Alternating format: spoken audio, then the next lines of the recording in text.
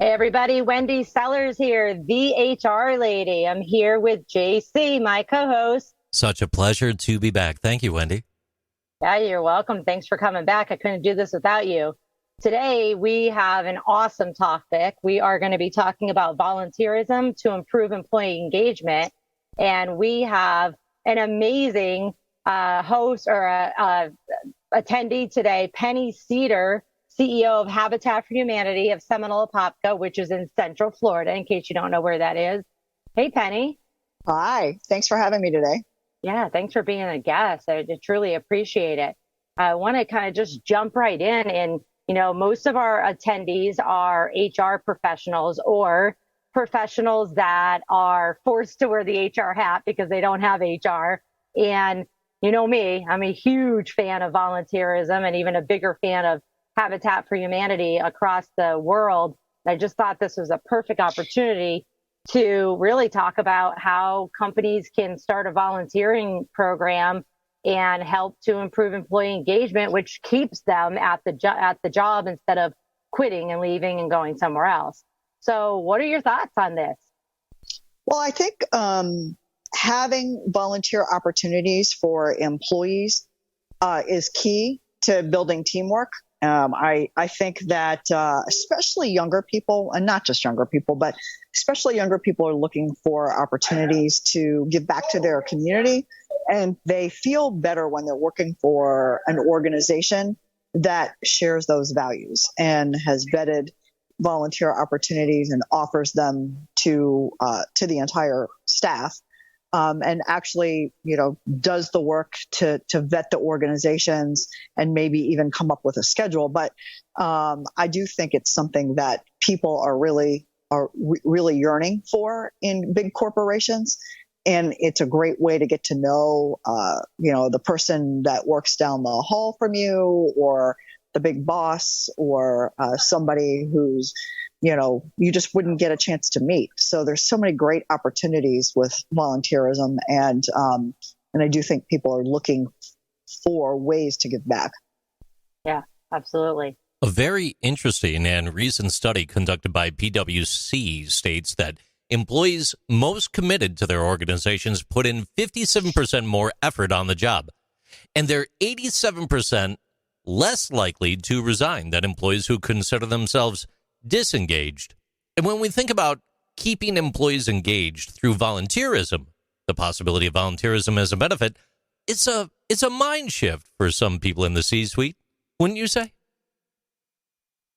Yeah, unfortunately, I think it probably is. But I think it's really important for organizations to be thinking about how do they give back to their local community. How do they engage their employees in meaningful ways?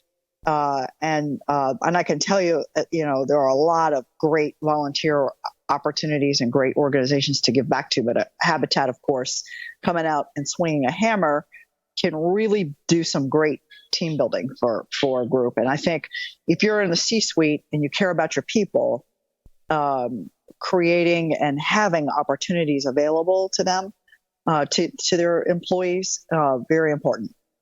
Yeah.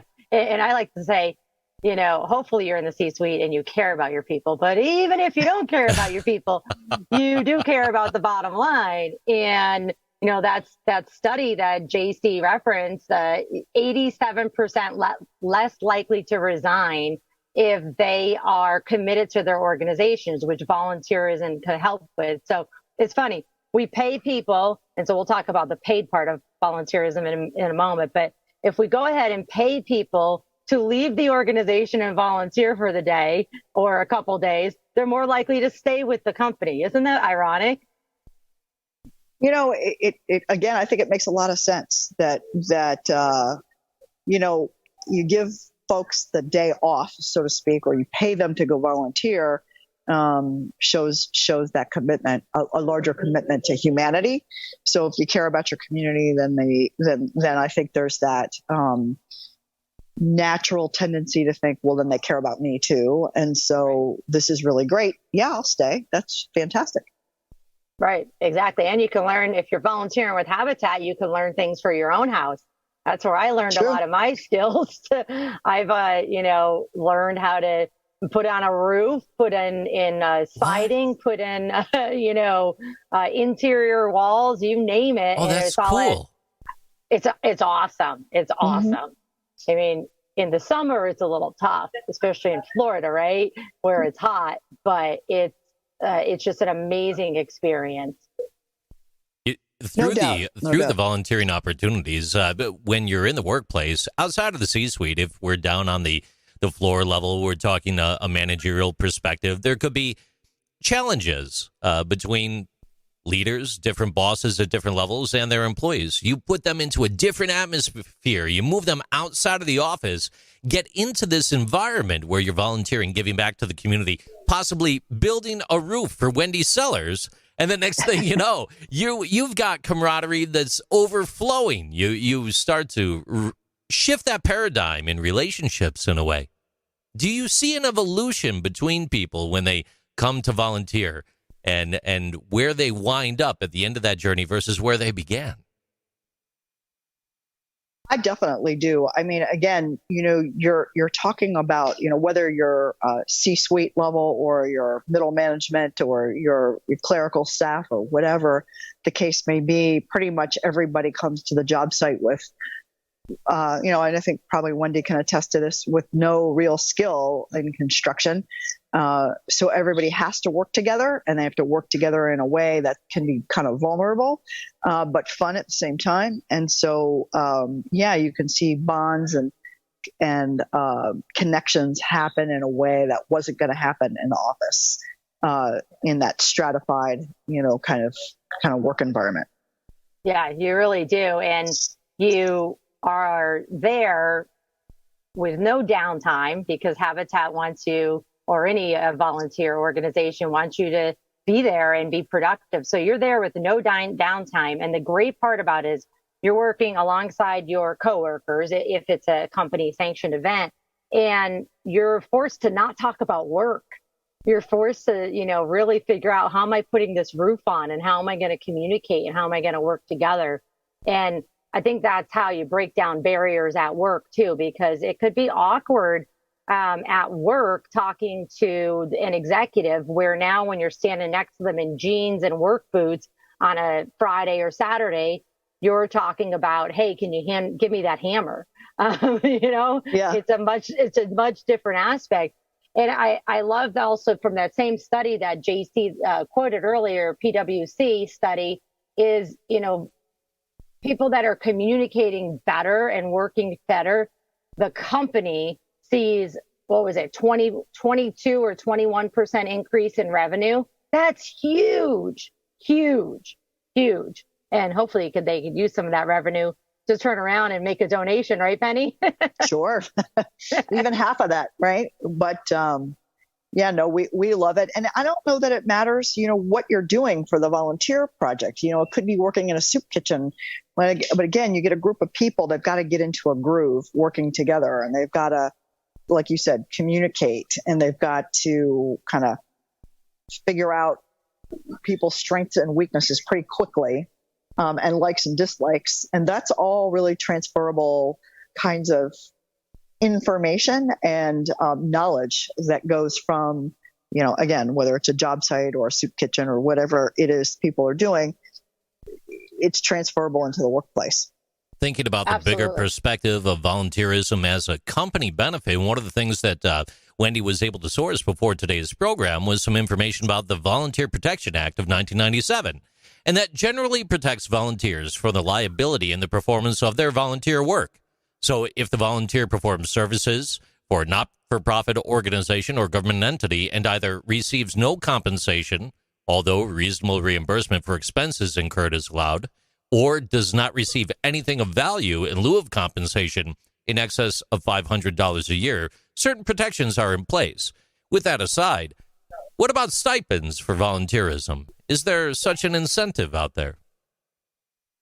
Yeah, Penny, what are you seeing maybe in your organization? And I know you're part of the national Habitat as well. How many companies, just vaguely speaking, or if you have statistics, that'd be great too. How many companies are paying for for that time off for volunteerism? It is usually how many, I don't have statistics, but what I would say is that it usually comes from larger corporations like a Verizon or a Deloitte and Touche, or a larger company that has or Lockheed Martin, something like that. They've got the deep pockets to do that, and it's very much a part of their culture. But in terms of numbers, I would say, we don't have a lot of those big Fortune 500 companies here where we live. But I would say maybe 30% of our volunteer groups fall into that category where they're being compensated for coming out and, in other words, getting paid their regular salary or their regular hourly rate, whichever the case may be, to come and really, work that day. So instead of sitting at their computer or answering phones or whatever, they're going to come swing a hammer and they still get paid. So I'd say that's probably 25% of our groups that come out. Okay, yeah, that's a good point about large companies versus small companies. Let's talk about some statistics about Habitat and about other nonprofits when we come back in one moment. I know you're on site somewhere waiting for a meeting right now, so we'll keep moving on. I wanted to talk a little bit right now about continuing the conversation of volunteerism as a community benefit, as a company benefit.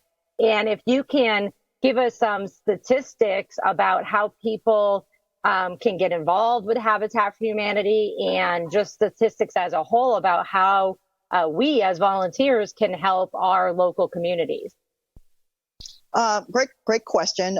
So if you go on to habitat.org, that is Habitat International's website, that if you type in your zip code or the city that you live in, that would connect you to your local Habitat for Humanity affiliate. And in the U.S., there are 1,100 separate Habitat for Humanity affiliates, and we all operate independently of one another. So everybody's got different volunteer options and opportunities, different schedule and that kind of thing. Certainly in Florida, where we are building all year round because the weather allows us to do that. But if you live in Vermont, you probably don't have any volunteer opportunities in the wintertime. You may, but they're probably not as readily available. So all that to say, you want to connect with your local Habitat for Humanity affiliate by going there and trying to find where you are locally. And we are a global organization as well. So if people are listening and they're global, you can also get connected to other countries and what's going on there. I'm not as familiar with those details, but certainly go to habitat.org and find where your local affiliate is and what's going on there. Penny, I've got full support for you on that today. I've got your back. Habitat for Humanity, that global not-for-profit housing organization working in local communities across all 50 states of the U.S. and approximately 70 countries, ladies and gentlemen. Habitat's vision is of a world where everyone has a decent place to live. And talking about a decent place to live, on the Habitat for Humanity's Seminole Apopka detailed page, that's habitatseminoleapopka.org. You too can find some biographies right there, and I'm looking at one right now for CEO Penny. And it says right here at the very top of it, my favorite memory after working with Habitat for 10 years is the mortgage burning ceremony. If you could, what is that? And what's that memory? What's that story? Well, one of the important things for people to understand and to know about Habitat is that we do not give our houses away for free. Our home buyers, they buy them and they have a modest mortgage, but they still buy the house. And they have a mortgage to pay for 20 to 30 years, depending on their particular situation. So they've got a mortgage just like you and I may have a mortgage. But I have seen now, actually, since that was posted, several of our families burn their mortgages because they've paid their house off in full. And that means they get to live there now without any payments. So they've got their utilities and certainly their taxes and homeowners insurance to pay, but they don't have a mortgage anymore. And it is so exciting. And the mortgage burning ceremony that I was referring to on the website was a woman who had been a survivor of domestic violence. She had 2 daughters, and I have 2 grown daughters, so I could really relate to her story. I'm not a survivor of domestic violence, but I certainly know how hard it is to raise 2 children on my own, and 2 daughters. And she was doing that, plus, getting out of a very abusive situation. And when she was in the shelter, she heard about Habitat for Humanity, and she said, this might be my way out of a permanent way out of my situation. Yeah. And she worked really hard to buy her house, and she created amazing memories with her children. She obviously didn't have a lot of money, so they did movies and popcorn nights and were able to have her girls' friends over for sleepovers and really create wonderful family memories, with a stable roof over their head. And those are the kinds of stories that inspire me to do my job every day. But certainly there are many, many stories just like hers. And, she had accomplished a lot in her life, but imagine not only being a survivor and thriving after domestic violence, but then to be able to pay her mortgage off in full. And she was relatively young at the time. I don't think she was even 50. But how many people really pay their mortgage off in full? Right. So great accomplishment. So that was very exciting. That's amazing. Thanks for sharing that with us. It's basically how I end up getting involved, is hearing somebody's story and what can I do to help. I have a few questions for you, Penny, specifically for Habitat. Two questions, whichever one you want to answer first is, one is, how can people get involved if they don't want to be swinging a hammer? What else can they do? Well, again, depending on where you live, and finding your local Habitat for Humanity affiliate would be important, because that would tell you a lot of different ways to get involved. Many Habitat affiliates across the country and across the globe do different events that you can get involved in. Most of us do some type of a women build program in the spring. Again, everybody's a little different about when they do it, but it's an opportunity to raise money and go out and build a house. Some do galas and golf tournaments, and some just do monthly sustainer program. So we call our monthly sustainer program our Builder Circle. So we have people who donate every month with their credit card, month after month, and that really helps us with sustainability. So I would say, most Habitat affiliates have some version of those things, in ways to give.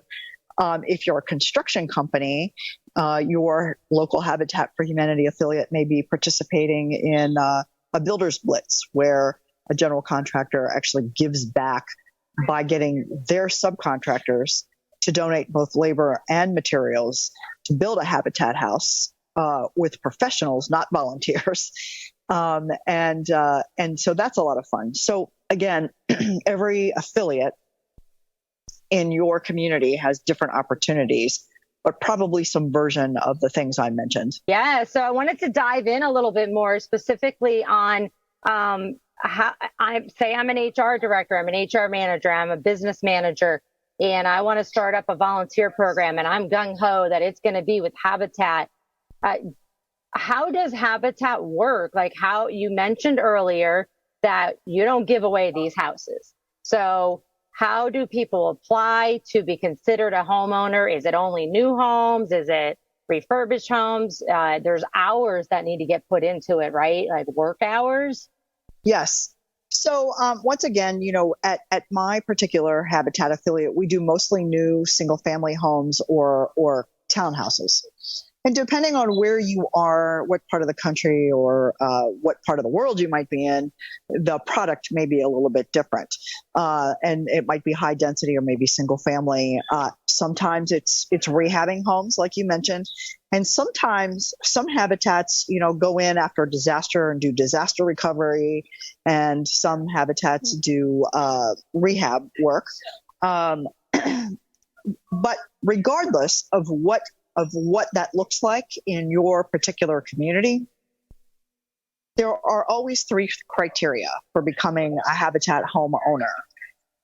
And it always starts off with the, is there a verifiable housing need? Is there an ability to pay? And is there the willingness to partner? So let's go to, is there a need? So is there a verifiable housing need? Is the family paying more than 30% of their income on their housing costs? Are they living in deplorable living conditions with holes in the roof, or I've seen it where, they've got holes in their floors, don't have running water, the landlord's not keeping up with what they should be doing to for decent housing. They could be living in government subsidized houses. We have lots of families that we've gotten out of Section 8 situations. Now they're completely on their own and own their own home, which is really awesome. But anyway, those things that I just mentioned are examples of, a verifiable housing need. So the second criteria for being a Habitat homeowner is the ability to pay. Does the family have income that we can verify that is a steady income, but still they fall in they still fall into a low to moderate income level, and that low to moderate income level changes from location to location. So what might be low to moderate income in New York City is a little different than it is here in Orlando and in California and in Guatemala, et cetera. Yes. But we always want to make sure that we keep the housing costs to 30%, 30 to 35% of their pay. So we have to make sure, because they're going to take on a modest mortgage, we have to make sure that they do have the ability to pay at least a modest mortgage. And then I think the thing that makes Habitat for Humanity's home buying program so very unique is the partnership part of what we do. And Penny, this part is fascinating to me, the willingness to partner with Habitat. I'm looking forward to this one right here. Go ahead. I'm sorry for interrupting you. I'm just excited a little bit. I want to learn. Yeah, no. It is really what I think makes our program so incredibly successful. Yeah. Our home buyers don't have to put a monetary down payment on their house, but what they have to do is sweat equity. And really what I call sweat equity is it's a non-monetary down payment on their house. It's a commitment that shows that they are really serious and want something different for themselves, and they're willing to be part of their own solution. So they participate, our home buyers participate in mandatory financial wellness classes. They come and help build their house and other people's houses, and they can also participate in a variety of other approved community service type work that goes towards their sweat equity. And when a family completes 80% of their sweat equity, they can choose their lot or where they are going to have their house built. But we take that sweat equity very seriously. So they have to complete their classes. They need to have done a majority of their sweat equity. And that's when they can start to really say, okay, this is where my house is going to be. And a true willingness to partnership. You're not just receiving. You are now part of the community giving back to help others as well. Yes, for sure. And we talk a lot about civic engagement in those classes, in those educational classes. We talk about, being a good neighbor, taking care of your house, putting together a monthly budget, planning for the future, saving money, things like, considering saving for your kids' college and your 401k. Before you buy a Habitat house, you could barely keep a roof over your head. Those things aren't even on your radar screen. So when you can free up people's, money to do other things, they can really build some wealth. Yeah, absolutely. I mean, it sounds like I've met many of these homeowners helping alongside many projects, and it seems to me like habitat homeowners actually come away more educated than the regular Yes. homeowner who, gets a loan, buys a place, and goes, now what? I Yes. don't know how to fix the toilet. I haven't figured out how to throw a hammer, and I have no clue what you're talking about of a 401k or a 529 for my kids' college. Exactly. And I think much like this podcast is an educational tool, one of the things that I've gotten very excited about at Habitat is the ability to really educate the entire community. And as a result of that, at my affiliate, we have started something that we call our Habitat, uh, our our Habitat Academy, Financial Academy. I'm sorry, I couldn't think of the word. And that is open to anybody who is interested in getting ready to buy a house, Oh, wow. whether you're just a young couple or you're, it's your first time buying a house or you're struggling. And that is open to the public. And we had 65 people graduate from that last year and hope for 100 this year. Oh, Those people were not necessarily in the program to buy a Habitat house, but in the market and having a willingness to buy a house, period. Wow, that's amazing. I just Googled the website, Habitat Financial Education, and definitely will be spreading this all over social media, because I know when I bought my first house, I'm pretty handy and figure things out. And fortunately, I was already a volunteer at Habitat, so I knew how to do some things. But when things break, you don't know what to do. You go to YouTube and you're still like, I don't even know what you're talking about. Yeah. I also found it amazing and a little shocking at the same time about the 30% rule with the mortgage being 30% of your income. These days, rent and mortgages are close to everybody's income, full income. So that's a challenge for sure there. It certainly is. And it's becoming more and more of a challenge even for Habitat to create that affordable housing because of so many factors in the market, inflation, supply chain issues, increased costs of materials and scarcity of materials with supply chain issues, but also then getting skilled labor. But we're still doing it. And we're actually doing it at a higher rate than we've done it before. So the need is out there. The community support is so important because together we certainly can really house this vulnerable population. So it's great. Just one real quick thing, folks, and Penny, please correct me if I'm wrong. I think this is real important to pop out at this point. Habitat for Humanity follows a non-discriminatory policy of family selection as well. So neither race nor religion is a factor in choosing Habitat's homeowners at the end of the day. Isn't that right? That's correct. In fact, we have to follow fair housing practices because we are oftentimes the mortgage lender. So race doesn't matter.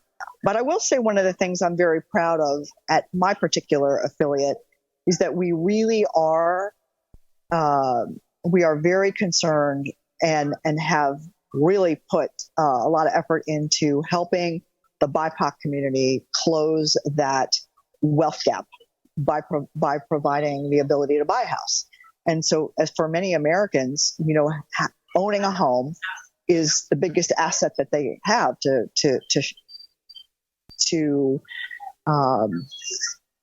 give to pass down over the generations. And so, we're really proud of that. Race doesn't matter. This is correct. Thank you, JC. Or religion, or any of those things. Habitat definitely is an ecumenical housing ministry, but we will build a house for anybody who is in need. For our listeners who are going, hey, you know what? I need to attract and retain employees, the great resignation, the quiet quitting, all of that stuff that's going on in the HR world.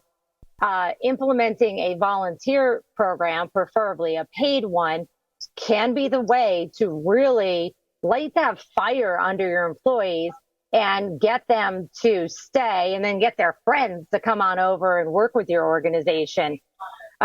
Any advice that you have, Penny, for working with Habitat or any volunteer program to say, hey, you should do this and don't do this for your employees? Like, don't force them to attend. Yeah, for sure. I think leaving, if it's mandatory, that's not going to go over real well. But I think creating opportunities for people to choose from, very important. Offering several different nonprofit organizations and what they do gives people a choice. And I think when people have choices, that's really great. Or taking a vote, maybe getting that collaboration and feedback from employees with maybe 2 or 3 vetted organizations, what they do and how they do it, and giving the employees the opportunity to vote on something like that would be a great way to go about it. I know we've got corporate groups where that's been the case. Across society, volunteerism has been stagnant or somewhat dropping in recent years. However, it is on the rise in the corporate sector. In actuality, paid time off for volunteering is one of the few employee benefits that has grown significantly in recent years. Sure, the Society for Human Resource Management reported that 47% of firms in the United States provided community volunteer initiatives in 2018, up from 40% in 2014. And for large firms, the figure is much, much higher. According to chief executives for Corporate Purpose, a global coalition of multi-billion-dollar organizations, 66% of its member companies gave paid time off for volunteering in 2019. That was up 56% in 2016.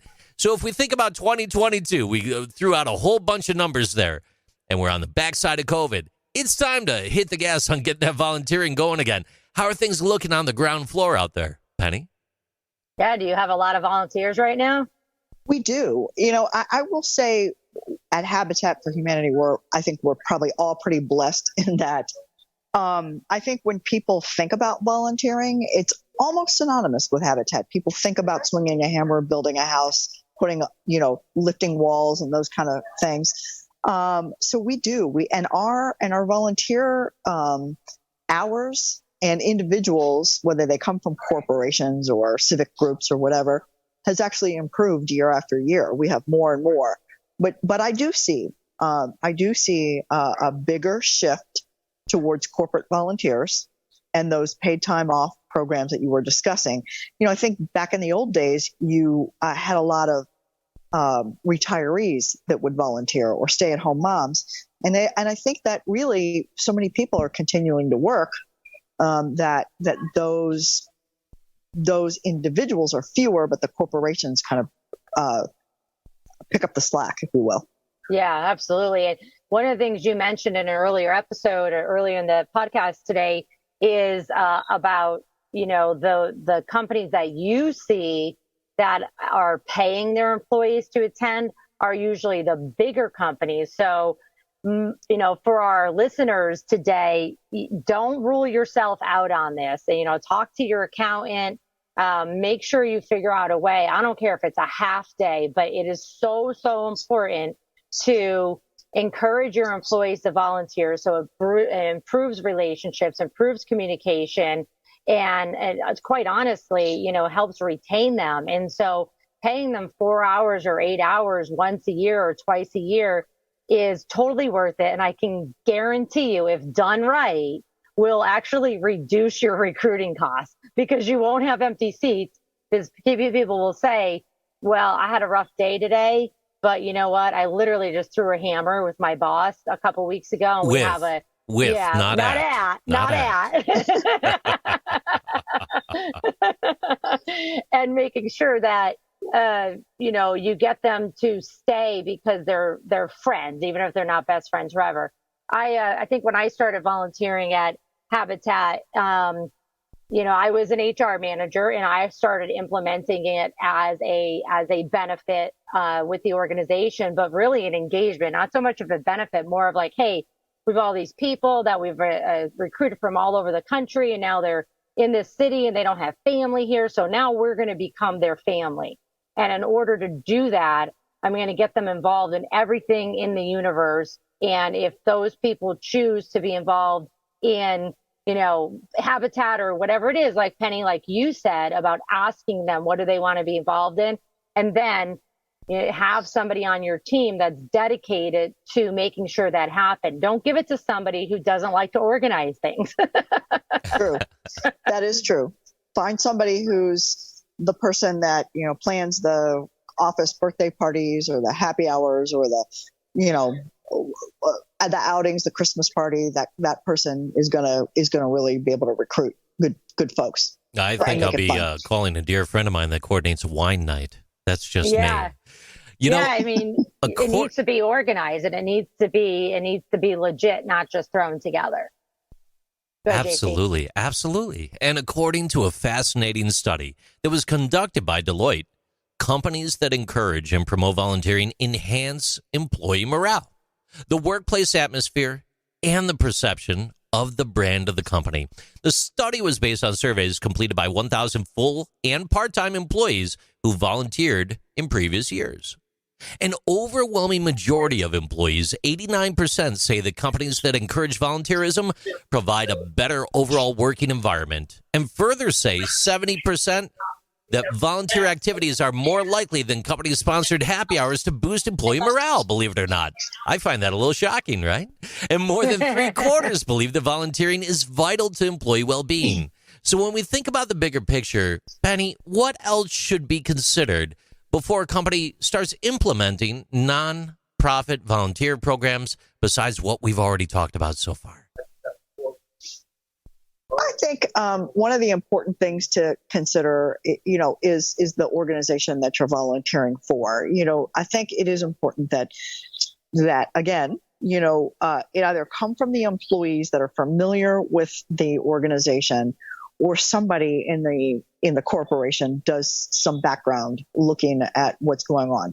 And I would say, if the volunteer coordinator or the nonprofit charitable organization doesn't get back to you in a timely manner, you might not want to volunteer with them. That might be a reflection of what's going on internally.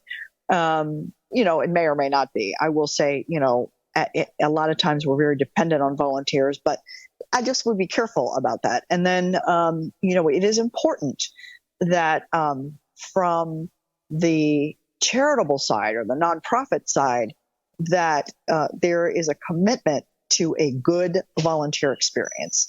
And I will tell you that my team, even so we are a charitable organization, on Martin Luther King Day, we go do a day of service.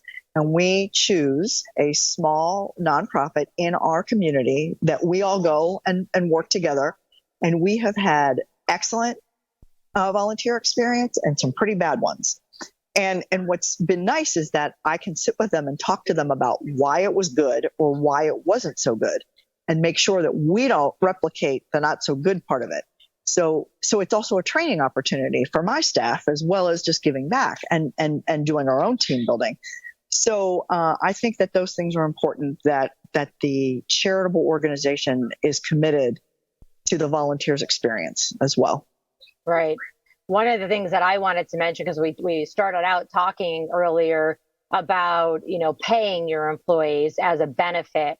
I know not everybody's gonna be able to afford that, but when you put your pen to paper as, an accountant, as an HR professional, the money lost, so to speak, is really going to just be a wash when you're not having to recruit replacements or, a lawsuit or whatever because of bad management practices or employee engagement issues. But if you are mandating, which I hope none of you on here listening today are, but if you're for some reason you're mandating that employees have to do volunteering somewhere throughout the course of their year, under the Fair Labor Standards Act, you have to pay them. And so, if you want to pay them or not, you have to pay them. And if you have hourly full-time employees and you're mandating that, or even if you're not mandating, but you're saying, go ahead and volunteer, we'll pay you, you may still have to pay overtime So keep that in mind and check with, an HR consultant like myself or someone else, even a lawyer. And then the final thing regarding the FLSA is, if you are volunteering your employees to do work at your organization instead of an actual nonprofit, that's not volunteering. So it has to be a legit, nonprofit, one that is actually registered as a nonprofit. Hey, I want to just wrap up this session by sharing with our listeners today just some tips and tricks because hopefully by now their mind's going, oh my goodness, I need to get my employees involved in something. This is a cool benefit. What advice can you give them? You've already given them some advice about, first of all, not making it an executive pet project, right? Because if all the employees aren't involved or engaged in it, then they may feel disgruntled, right? To saying, oh, I got to do this. And even though they're not forcing me, I feel I have to, and it's not something I believe in. Right. Yeah, I do think, taking a poll, getting feedback, asking for suggestions and those kind of things from the employees is very important, and could really be beneficial. And I think it also has employees feel like they're heard, and what they have to say matters, and what matters to them matters to their upper management. So there's a lot of good benefits from taking those polls and getting that feedback. Right. And I think we should even go a step further. You take the poll, you do the survey, you have maybe town halls, whatever it is, and have more than one opportunity to volunteer, right? Because you're not going to get it. I mean, come on, I'm the HR lady. You're never going to get everybody on board with the same passion. But having more than one opportunity where people can give their either their time, materials. What are those quotes, Penny? What are those keywords? Time, talent, or treasure. There you go. Yeah, their time, or maybe they're talented like you are with HR, and you've definitely helped my Habitat affiliate with HR, all kinds of HR questions, and been able to give us your expertise, which has been really, really helpful to me, and very helpful to my team, and helped us save money. So that's an example of giving your talent. And a lot of nonprofits need people like you and other skills. But treasure is your money. When I was talking about giving on a monthly basis, being part of a sustainer program, or just making a one-time contribution, that's your treasure. So, time on the job site, talent, treasure, all needed by all nonprofits. Yeah, absolutely. And it's funny. In the past, I would rather go and physically be on boards and all of that, and I have. And then I just kind of took a life detour, and now I'm like, I'm not going to be on your board, which again is a lot of talent and time, but call me for advice and I'll give it to you, no problem. Or if you need money, give me, I'll give you some money, but I'm really good at giving advice, but I'm going to do it from afar and not show up at your meeting. And there's tremendous value in that. When you're an expert like you are, in human resources, that is a huge need for us. And it saves us money. It saves us a lot of heartache. Could save us legal fees and all those kind of things, and that matters. And so I know just speaking to you has been really a tremendous help. So, but you could be a lawyer and review contracts. You could be a CPA and help with an audit. There are a lot of things that people can offer and sometimes do. But yes, talent is important. And, that kind of value is much better than warming up a seat and sitting through a long meeting. Might be just a better way to give back. Penny, they say employee volunteer programs are also great for companies all the way around. And research specifically from the Points of Light Foundation found that 60% of businesses with employee volunteer programs believe that they do enhance the company's climate in general. And one of the key points within their survey that I found interesting I wanted to save this till our last segment of this podcast to bring it up, was partnership opportunities. And when we think about partnership opportunities between corporate entities and not-for-profit entities, are there things from your perspective that should be considered before entering into some sort of partnership with a not-for-profit organization? I think looking at their, are they solvent? Are they going to be around year after year? Very important. By looking at financials, all those things are public information, are public knowledge, and can be found like on Charity Navigator or whatever. But I think making sure that they're solvent, and making sure that there's good leadership. Again, customer service. We talked about that a little bit before. Providing Yes. a good experience. But those are things that can happen as a result of, that background check, that kind of doing your due diligence before you make a suggestion for a nonprofit would be good. I will tell you that we do have corporate partnerships, and I see the same people coming back year after year after year. Yes, Yeah. and I can feel it in their companies that there is a kinship that happens. As a result of not only the partnership that we have with that company, but what they are doing for their community as a group. Previously, you made mention, too, about having those good conversations with your staff at the not-for-profit and recognition overall. Folks, corporate volunteer initiatives frequently mirror the interests of senior management. It's not a hidden feat there. And however, what matters most to bosses isn't always important to workers. So even though volunteering is extremely fulfilling, don't forget to honor your staff's dedication by thanking and awarding everyone who took part. The most effective approach to accomplish this could be maybe to host a post-project party where your team can unwind together.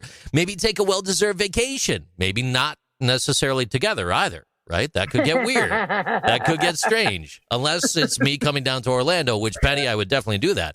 Okay, but you could also We'll get you to Disney. There it is. Or maybe help you build a house or something. I don't know. I'm there for you. But you could also enhance the party with a brief awards ceremony, and it's a great way to recognize key employees' efforts and add some lighthearted fun. So when we think about recognition of the volunteers or recognition of the employees within not-for-profits, what are some ways that stand out to you or some cool things that you've seen over time in regards to recognition for volunteering? Well, we certainly have our own recognition of volunteers for a certain amount of hours and different companies that come back, after a certain amount of time. So Habitat will also recognize and thank volunteer groups. But, within the company, what I see is, getting things like lunch catered in for the project, T-shirts, company T-shirts, silly things posted on social media, recognizing people and maybe something that they did that was fun or silly or something like that. Those are the things that I see. Every once in a while, I will get invited to, like, we partner with our local hospital. They'll bring me into a staff meeting, and they'll have me recognize a particular group or a person who's done a lot for us. And I always love doing that. So, every company is a little different. I could just see it right now. A beautiful partnership yet to bloom. Here we've got the Orlando Magic showing up to a charity event. You're building some houses. You're doing your things. Maybe Cole Anthony stops by. Jalen Suggs signs some stuff, takes pictures with people in the community. And amongst it all is Penny right there with her arms around everyone, just welcoming everyone in. I'm telling you, it would be magic. Oh, my gosh, pun intended. Orlando Magic. Yeah, there you go. Orlando Magic happening right there. Yeah, we got Orlando Magic. We got Disney Magic. We got everything We've down got here in Penny Florida. Magic. Penny's Magic. Yeah, one of the things I wanted to talk about briefly before we end this podcast, I know Penny's at a conference and has got to get back to, making it rain over there and figuring out the time, treasure, and talent. But one of the biggest things that I want to say to our listeners is talking about stress and burnout in the workplace. And I don't want you to force a volunteer program to add to that stress, which is why I think it's very, very important that if you are creating a volunteer program, that you are, taking it as a day off, preferably a paid day off, versus adding something else to their plate, making sure that you are 100% asking employees, what do you want to get involved in, and then making it happen. So you're not only offering one opportunity for volunteerism. But there's a recent MetLife study, and it's going to be no shocker to anybody who's listening, but that 72% of employers say stress and burnout are a huge challenge and concern for their organization. The interesting thing is the study goes on to talk about the whole employee experience, and that there's 5 areas that you can work on as an employer to strengthen the whole employee experience. And it talks about purposeful work. How awesome would it be if your work, being an accountant and an IT person, a widget maker, actually is so purposeful that it lends, your time, treasure, or talent to helping a neighbor get a home, get out of a situation that they otherwise couldn't be. So if you do that, that's huge. And it's really, honestly, I know it's money because paid time off is money, but paid volunteering time is too. But they are going to, if they have purposeful work in work and then related to work, 2 times more likely to stay, which again, I can't stress this enough, is going to save you on recruiting costs and possible lawsuits too. They're also going to be 1.8 times more likely to stay if there's flexibility and work-life balance. So this is also important when you're picking a volunteer program, is to see how you can get the families involved and making sure you're not forcing them to only volunteer on a Saturday when they have their children or they have family obligations. Employees want social and supportive cultures. How more social and supportive can you be than helping your community and throwing a hammer alongside your coworkers and talking about how to fix a pipe or put a wall up? They're going to be 1.5 times more likely to stay if you didn't have that. And then, of course, career development and training, any kind of career development training, they're going to be more likely to stay at 1.7 times. Habitat, or any organization, actually is development and training, because Penny, as you've mentioned, you see communication skills improve and relationships improve. Sure. And connections. And that's important for longevity. Yeah. It really is. And it's important to say, I know from my experience, I like I mentioned, when I first started out in HR a long time ago, we won't say when, the company that I worked for, we had employees that we've acquired from all over the United States into a couple communities across the U.S. And we usually yanked them out of college and relocated them, so they didn't have families or friends there. And people used to say to me, why do you do so much for your employees? Why do you have happy hours and volunteer events? And I'm like, because their spouses or their boyfriend or girlfriend now love us. And when they go home to complain, they send them right back to us the next day. And when their spouses, their family members, their friends got involved with us because we allowed that, they'd be the ones to be like, no, go talk to Wendy, go talk to your boss, because we were just building a house with them and we know they care. And so, folks, all of this is so, so, so important to be aware that your employees are a whole person and it's not just about work. But if you make it more than just about work, it can really benefit you as well. With that said, any final words from JC or Penny? Oh, I definitely have a couple, and I'll share this real brief with everyone here. I think everyone on the call is going to find it interesting, but I really do think Penny might already know this one.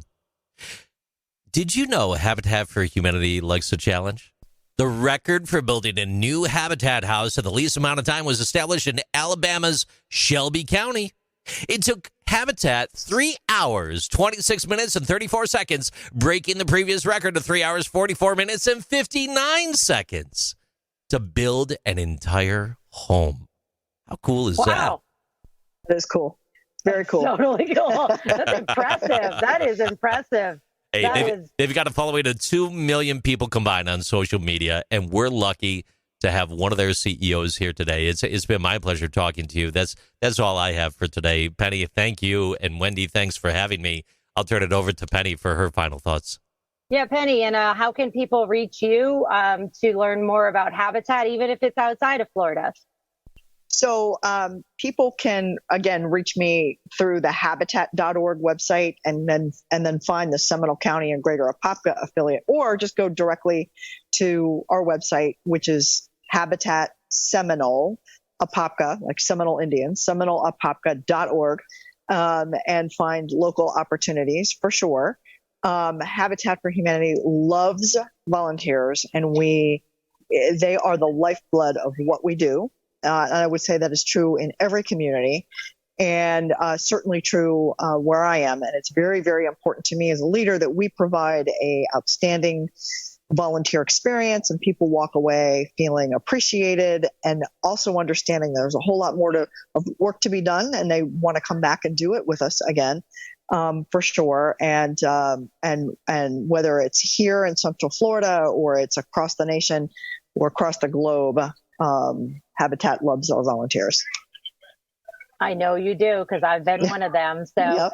thank you so much for your time today, everybody. Wendy Sellers, the HR lady. You know how to contact me, thehrlady.com, or find me on LinkedIn. Take care.